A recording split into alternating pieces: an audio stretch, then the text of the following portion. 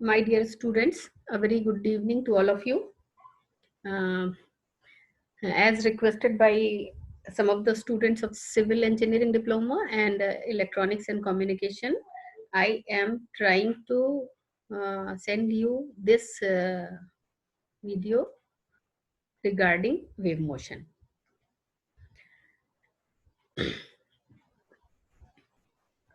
As you all know, wave is basically a disturbance that travels from one point to other, either due to repeated periodic motion of medium particles or due to the varying electric and magnetic fields which are mutually perpendicular to each other and also perpendicular to the direction of propagation of wave. So जब भी disturbance travel करता है किसी medium में या बिना medium के, अगर मीडियम में ट्रेवल करता है तो जो मीडियम पार्टिकल्स हैं उनके वाइब्रेशंस की वजह से ट्रेवल करता है, और अगर बिना मीडियम के ट्रेवल करता है तो इलेक्ट्रिक और मैग्नेटिक फील्ड जो कि वेरी करती हुई होती हैं और एक दूसरे के परपेंडिकुलर होती हैं उनके फॉर्म में ट्रेवल करता है। और ऐसा कोई भी डिस्टरबेंस जबकि वो एक पॉइंट से दूसरे पॉइंट तक ट्रेवल करता हो तो ये जो कुछ भी है वो एक वेव कहलाता है या ये एक वेव बनाता है। दो तरह की वेव्स होती हैं, एक इलास्टिक वेव या जिनको कि मैकेनिकल वेव्स भी कहते हैं और दूसरी इलेक्ट्रोमैग्नेटिक वेव। इलास्टिक वेव्स या मैकेनिकल वेव्स वो वेव्स होती हैं जो कि जो मीडियम के पार्टिकल्स हैं उनके रिपीटेड पीरियोडिक मोशन की वजह से होती हैं, यानी उनका वाइब्रेशन होता है और वो वाइब्रेट जो करते हैं वो लगातार रिपीट होता रहता है और इस रिपीटेड पीरियोडिक मोशन की वजह से जो कुछ भी फॉर्म होता है वो इलास्टिक वेव होता है। एग्जाम्पल के लिए जो पानी के सतह पे लहरें आपने देखी होंगी, या अगर आपने कभी रस्सी का एक सिरा कहीं बांध दीजिए किसी हार्ड सपोर्ट से और फिर उसको दूसरी तरफ से जर्क दीजिए तो आपको उसके ऊपर ऐसे ऐसे वेव्स ट्रेवल करती हुई दिखेंगी। या और भी स्प्रिंग है, स्प्रिंग को खींच के छोड़िए तो आपको स्प्रिंग के ऊपर ऐसे दबके और फैलती हुई दबती फैलती हुई ऐसे मूव करती हुई इस तरह से मूव करती हुई वेव दिखाई देगी। तो ये सब एग्जांपल्स हैं जो कि आप देख सकते हैं डे टू डे लाइफ में, और ये सब वेव फॉर्म होते हैं। जो इलास्टिक या वेव या मैकेनिकल वेव होती हैं इनको प्रोपेगेट करने के लिए या इनको जनरेट होने के लिए मटेरियल मीडियम की जरूरत होती है। So they need a material medium for their generation and propagation. अगर मटेरियल मीडियम नहीं है तो ना तो वो वहां पैदा हो सकती हैं और ना वो वहां पे मूव कर सकती हैं। ऐसा कोई भी वेव जो कि जिसको मीडियम की जरूरत नहीं होती है वो इलेक्ट्रोमैग्नेटिक वेव कहलाती है, जिसको हम आगे 2 मिनट में कवर करेंगे। इस जो इलास्टिक वेव्स होती हैं इसमें जो मान लीजिए आपने एक पत्थर गिराया, वो जिस जगह पे से एक पॉन्ड है उसमें पानी है, पानी के ऊपर आपने एक पत्थर गिराया तो वो जो पत्थर है जिस जगह पे गिरेगा उस जगह के पार्टिकल्स को अपनी जगह से डिस्प्लेस करेगा, वो नीचे चले जाएंगे। नीचे चले तो जाएंगे लेकिन पानी जो है वो अपनी जगह पे वापस आने की कोशिश करेगा बिकॉज ऑफ इलास्टिसिटी। तो जब वो वहां पे वापस आएंगे तब तक उनके अंदर कुछ वेलोसिटी हो जाएगी तो वो वहां से ऊपर मूव कर जाएंगे। तो इस जगह वाला जो पार्टिकल है वो ऐसे ऐसे ऊपर नीचे वाइब्रेट करने लगेगा। अब इससे जो बंधे हुए बगल के पार्टिकल्स हैं वो बिकॉज ऑफ उनसे बंधे हुए हैं इस वजह से वो भी उनको हैंड ओवर हो जाएगा ये जो डिस्टर्बेंस है और वो भी ऐसे ऐसे वाइब्रेट करने लगेंगे। तो थोड़ी देर में पूरा जो मीडियम है वो एक जगह से लेकर दूसरे जगह तक, एक पॉइंट से दूसरे पॉइंट तक वो पूरा मीडियम ऐसे ऐसे ऊपर नीचे वाइब्रेट करने लगेगा। और जब ये जो ऊपर नीचे होगा आपको ऐसे लगेगा कि जैसे ये बाहर की तरफ को चलता चला जा रहा है।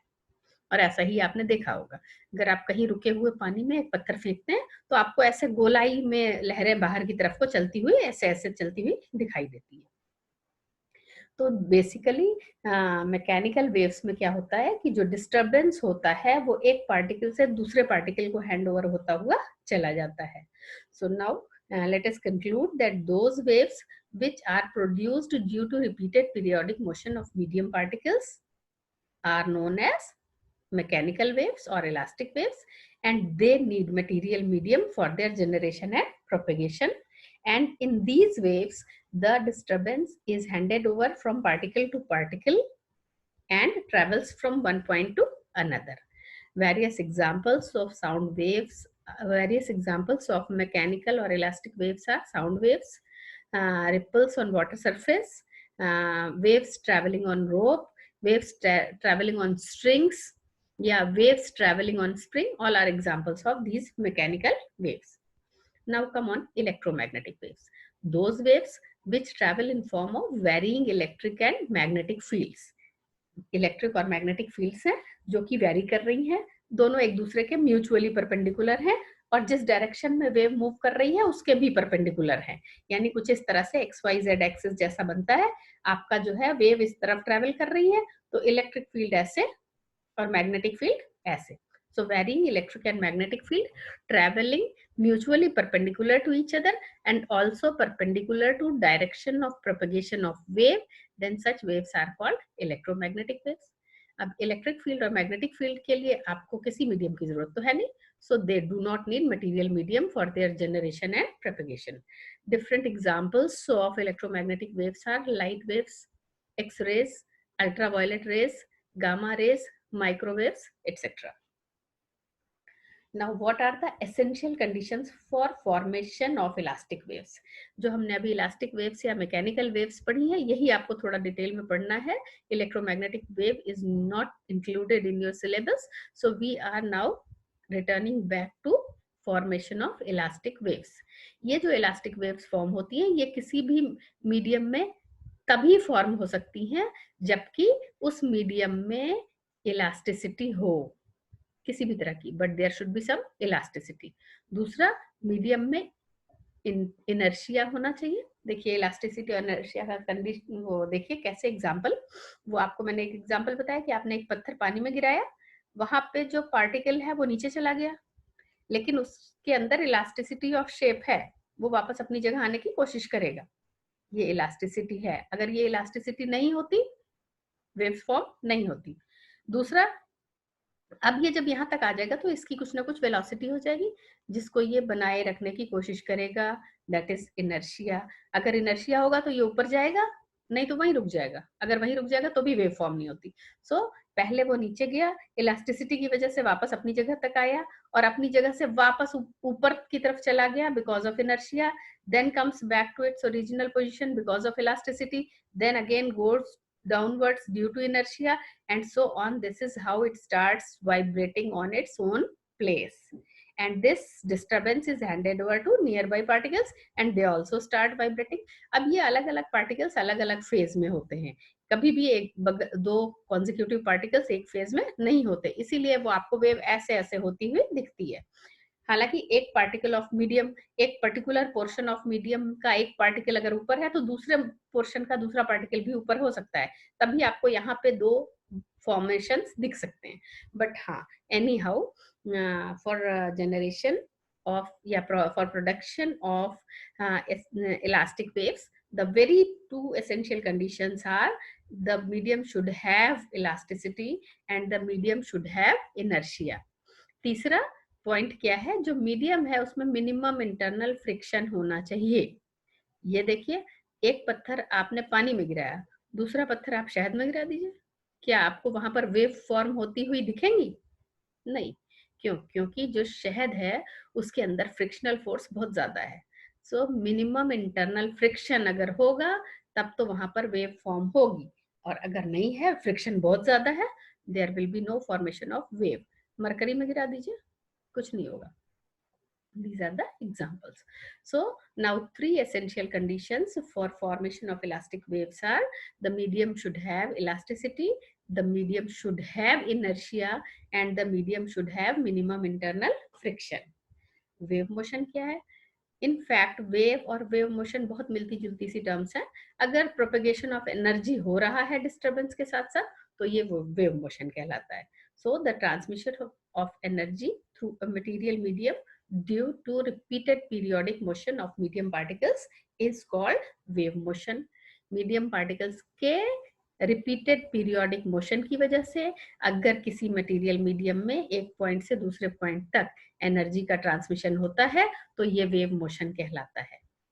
वेव, जैसे आपने पहले अलग अलग मोशंस की डिफरेंट पैरामीटर्स पढ़ी थी, यहाँ पे वेव मोशन की भी कुछ पैरामीटर्स हैं, वैसे तो और ज्यादा हैं बट यहाँ पर मैंने 4 ही आपको इंक्लूड करी हैं. देखिए, time period, frequency, wavelength and wave velocity. इसके अलावा एम्पलीट्यूड होता है, फेज होता है, पाथ होता है, फेज डिफरेंस होता है, पाथ डिफरेंस होता है, डिस्प्लेसमेंट होता है, and there are so many quantities which are related to wave motion, but you have to go through only these 4 parameters. The first one is time period.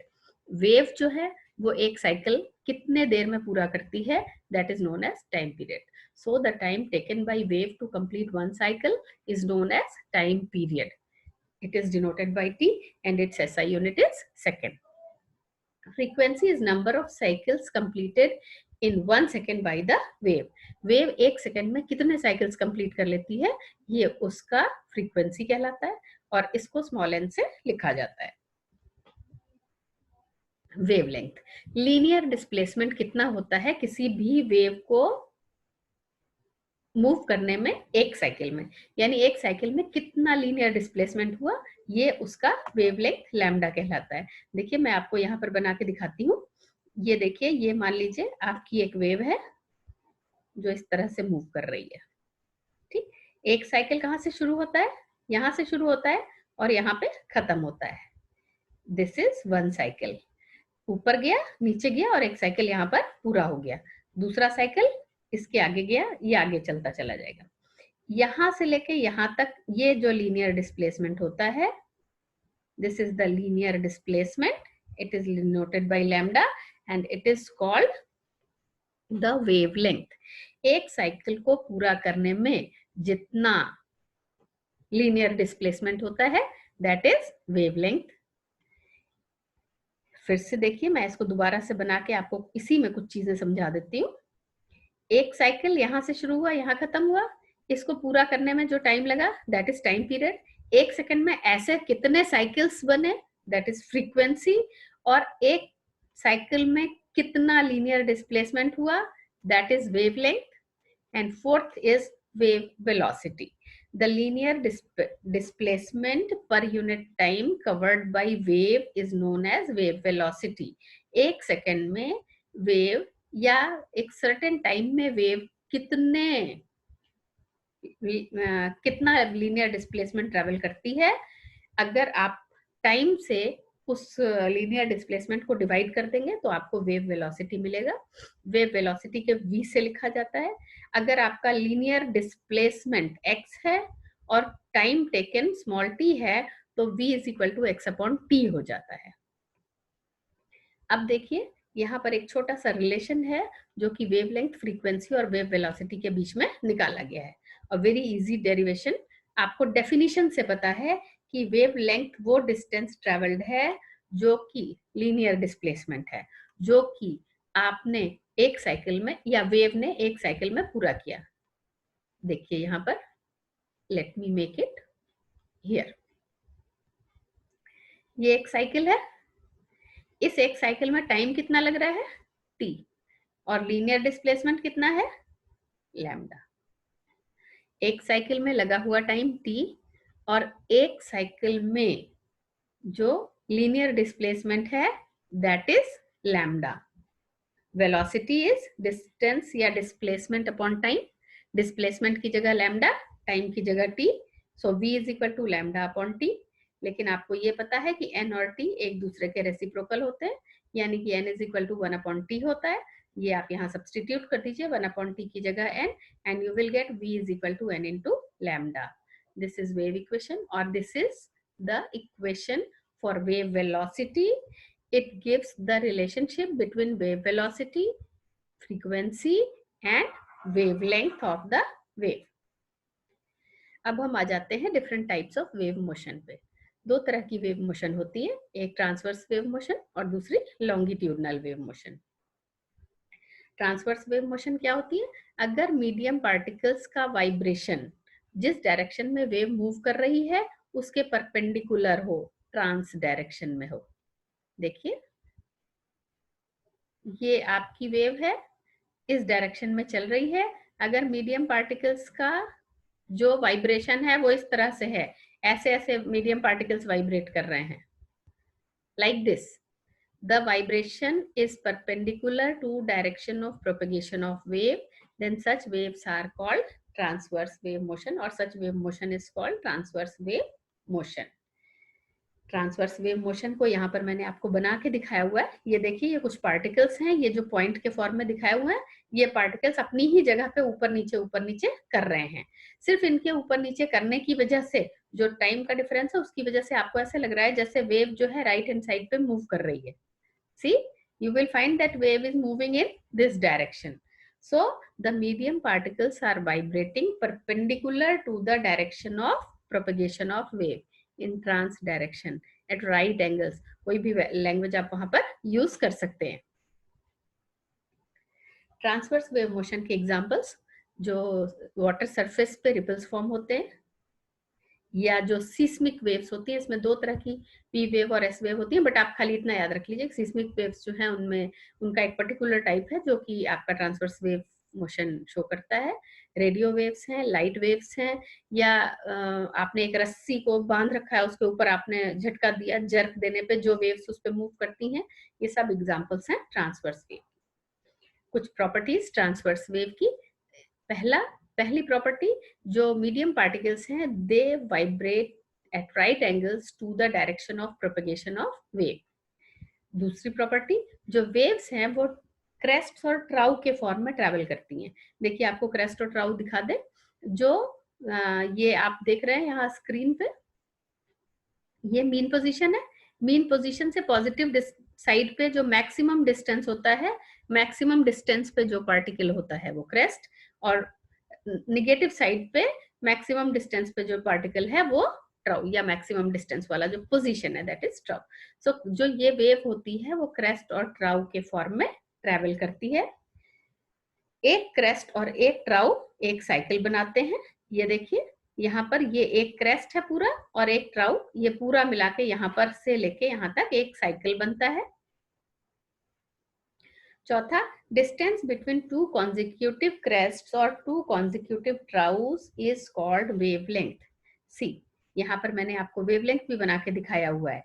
ये और ये दो कॉन्जिक्यूटिव क्रेस्ट्स हैं, इनके बीच का डिस्टेंस वेवलेंथ, या ये और ये दो कॉन्जिक्यूटिव ट्राउस हैं, इनके बीच का डिस्टेंस वेवलेंथ। सो दो कॉन्जिक्यूटिव क्रेस्ट्स या दो कॉन्जिक्यूटिव ट्राउस के बीच का जो डिस्टेंस होता है that is known as wavelength. Medium needs elasticity of shape. जो मीडियम होता है उसको इलास्टिसिटी चाहिए है शेप का। जो देखिए आप, जो सॉलिड्स होते हैं उसमें इलास्टिसिटी ऑफ शेप होता है, जो लिक्विड्स होते हैं उसमें इलास्टिसिटी ऑफ शेप होता है। इसलिए जो ये वेव्स हैं वो सॉलिड्स और लिक्विड्स दोनों में मूव कर सकती हैं, but they can not move in gases, क्योंकि गैस में शेप का कोई इलास्टिसिटी कभी नहीं होती। नेक्स्ट आ जाइए, the farthest position in positive direction. ये तो आपका क्रेस्ट और नेगेटिव डायरेक्शन में ट्राउ है, ये मैं आपको बता चुकी हूँ। और डिफरेंट एग्जांपल्स यहाँ पे, ripples formed on water surface, या waves travelling on stretched string, या लाइट वेव्स, ये सब एग्जांपल्स हैं ट्रांसवर्स वेव की। अब आ जाइए लॉन्गिट्यूडनल वेव पे। वो वेव्स जिनमें मीडियम पार्टिकल्स इस तरह से वाइब्रेट करते हैं कि उनका जो वाइब्रेशन है वो उसी डायरेक्शन में है जिस डायरेक्शन में वेव आपकी ट्रेवल कर रही है। देखिए, मान लीजिए वेव इस तरह से चल रही है और मीडियम पार्टिकल्स का वाइब्रेशन इस तरह से है, ऐसे ऐसे वाइब्रेट कर रहे हैं medium particles. If it is so, then these waves are called longitudinal waves.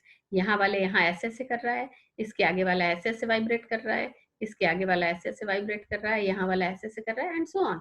This is how the medium particles vibrate. They vibrate in a direction parallel to the direction of propagation of wave, or in the along the direction of propagation of, along से long निकलता है, आपको याद करने में आसानी होगी. If the medium particles vibrate along the direction of propagation of wave, then such waves are called such wave motion is called longitudinal wave motion. Example के लिए sound waves हैं, या स्प्रिंग के ऊपर ट्रैवल करने वाली वेव्स हैं, या स्ट्रेच्ड स्लिंकी टॉयज जो होते हैं उनमें मूव करने वाली जो वेव्स हैं, ये सब लॉन्गिट्यूडनल वेव्स हैं. ये देखिए, एक छोटा सा मैंने आपको यहाँ पे कोशिश करी है आपको GIF लगा के. ये देखिए, ये एक स्प्रिंग है, इसको आपने हाथ से दबाया, दबाने पे जो कुछ हिस्सा दब जाता है, वो आगे को चलता जाता है, कुछ जगहों पे जो मीडियम पार्टिकल्स का डिस्टेंस है वो नॉर्मल से कम हो जाता है और फिर वो नॉर्मल से ज्यादा हो जाता है। तो इस तरह से जो मीडियम पार्टिकल्स जो हैं वो अपनी ही जगह पे वाइब्रेट करते हैं, लेकिन आपको लगता है ऐसे है कि वो वेव आगे को मूव कर रही है। यहाँ पर आपको direction of propagation of wave इधर दिख रहा है और जो मीडियम पार्टिकल्स वाइब्रेट कर रहे हैं वो भी इसी डायरेक्शन में कर रहे हैं। So when the medium particles vibrate along the direction of propagation of wave, then it makes longitudinal wave. कुछ प्रॉपर्टीज देखिए। पहली प्रॉपर्टी, जो मीडियम पार्टिकल है वो जिस डायरेक्शन में वेव मूव कर रही है उसी डायरेक्शन में वाइब्रेट करते हैं। दूसरा, जो वेव है वो कंप्रेशन और रेयरफैक्शन के फॉर्म में ट्रेवल करती है। यहाँ पर देखिए, ये कुछ मीडियम का कुछ पोर्शन ऐसा हो जाता है जहां पर उनके बीच का डिस्टेंस नॉर्मल से कम होता है, ये कंप्रेशन कहलाता है। और कुछ पोर्शन ऐसा हो जाता है जहां पे मीडियम पार्टिकल्स के बीच का डिस्टेंस नॉर्मल से ज्यादा हो जाता है, ये रेयरफैक्शन कहलाता है। ये कंप्रेशन और रेयरफैक्शन के फॉर्म में मूव करती है। दूसरा, दो कॉन्जिक्यूटिव कंप्रेशंस, पहला ये है, दूसरा ये है, दो लगातार आने वाले कंप्रेशंस के बीच का जो डिस्टेंस है वो कहलाता है वेवलेंथ, या दो लगातार आने वाले रेयरफैक्शंस के बीच का डिस्टेंस वेवलेंथ, या one complete compression and one complete rarefaction makes a cycle and जो डिस्टेंस है दैट इज वेवलेंथ। अब आ जाइए फिर से एक बार यहाँ पर हम इसको कवर कर लेते हैं। वेव जो है वो कंप्रेशन और रेयरफैक्शन के फॉर्म में ट्रेवल करती है। One complete compression and one complete rarefaction makes one cycle. Distance between two consecutive compressions और टू कॉन्जिक्यूटिव रेयरफैक्शंस और one complete compression and one complete rarefaction, this all makes one wavelength. Then medium needs elasticity of volume. अगर medium में elasticity of volume है तो उस medium में आपकी ये जो वेव्स हैं वो ट्रैवल कर सकती हैं, यानी कि गैस में भी ट्रैवल कर सकती है, लिक्विड में भी ट्रैवल कर सकती है। मीडियम का वो पार्टिकल, और सॉलिड में भी कर सकती है, तीनों में कर सकती है। मीडियम का वो पार्टिकल जहां पे मीडियम के पार्टिकल्स के बीच का डिस्टेंस नॉर्मल से कम होता है वो कंप्रेशन, जहां पे नॉर्मल से ज्यादा होता है वो रेयरफैक्शन। साउंड वेव्स हैं या वेव्स ऑन वाइब्रेटिंग स्प्रिंग है, ये सारे एग्जांपल्स हैं आपके लॉन्गिट्यूडनल वेव के। और अब आ जाइए बहुत शॉर्ट में डिफरेंस लॉन्गिट्यूडनल और ट्रांसवर्स वेव के बीच में।